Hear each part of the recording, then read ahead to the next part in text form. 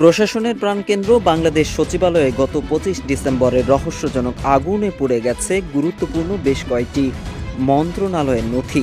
ভবনের দুদিকের আলাদা কক্ষে আগুন লাগা, কুকুরের মৃতদেহ, অগ্নি নির্বাপনে বিলম্বের কারণ এবং সাদা পাউডারের উপস্থিতির মতো বিষয়গুলো জনমনে সন্দেহ সৃষ্টি করেছে। এসব প্রশ্নের কারণে সচিবালয়ে আগুন নাশকতামূলক ছিল কিনা তা নিয়েও হয়েছিল বেশ আলোচনা। তবে এবার জানা গেল সচিবালয়ের মতো গুরুত্বপূর্ণ রাষ্ট্রীয় স্থাপনায় আগুন লাগার কারণ।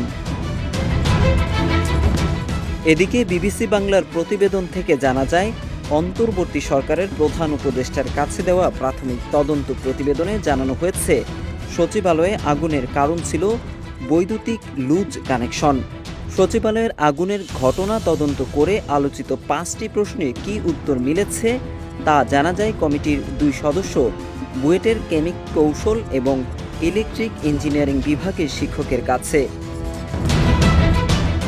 সচিবালয়ে আগুন নিয়ে একটি বড় প্রশ্ন ছিল ভবনের দুদিকে ভিন্ন ভিন্ন কক্ষে কেন আগুন লেগেছিল। তবে বুয়েটের কেমিক কৌশল বিভাগের সহযোগী অধ্যাপক ডক্টর মোহাম্মদ ইয়াসির আরাফাত খান জানিয়েছেন যে এই ছবি পরবর্তী সময়ে তোলা হয়েছে। তিনি বলেন, তারা যখন আগুনের সূত্রপাত এবং তার বিস্তার নিয়ে কাজ করছিলেন তখন সেই জায়গাগুলোতে আগুন ছিল না। এটি আসলে পরবর্তী সময়ে রেকর্ড করা ছবি। এদিকে অগ্নিকাণ্ডের পর সচিবালয়ের ভেতরে সাদা পাউডারের উপস্থিতি নিয়ে নানা প্রশ্ন উঠেছিল। এছাড়া ছুটির দিনে রাতে আগুন লাগা নিয়ে ষড়যন্ত্র তত্ত্বও আলোচনা হয়েছে। তবে তদন্তে সিসিটিভি ফুটেজ এবং পরীক্ষাগারের ফলাফল অনুযায়ী নিশ্চিত করা হয়েছে যে এটি কোনো বিস্ফোরণ বা ইম্প্রোভাইজড এক্সপ্লোসিভ ডিভাইসের মাধ্যমে ঘটেনি।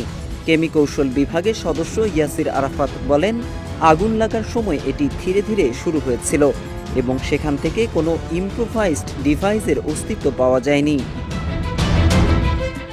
সচিবালয়ের ৬ তলায় আগুন লাগার পর একটি কুকুরের মৃতদেহ উদ্ধার করা হয়। তবে প্রশ্ন ছিল, কুকুরটি সেখানে কিভাবে গিয়েছিল?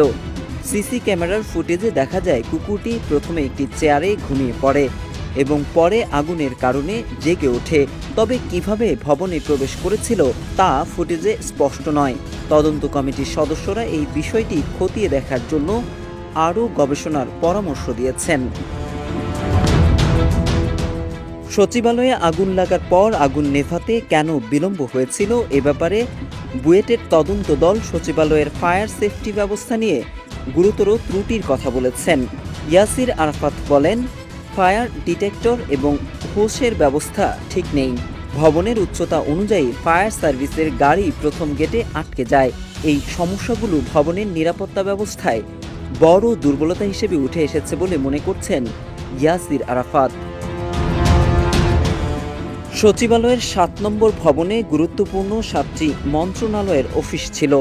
৬ থেকে ৯ তলার 4টি ফ্লোর আগুনে পুড়ে মারাত্মক ক্ষতি হয়েছে। এর মধ্যে 3টি রুম ভস্মীভূত হয়েছে। তদন্ত কমিটি জানাচ্ছে, অধিকতর তদন্তের জন্য ঘটনার আগের আরও দীর্ঘ সময়ের ফুটেজ পর্যবেক্ষণ হবে। সংগৃহীত আলামত বিদেশে পরীক্ষা হবে।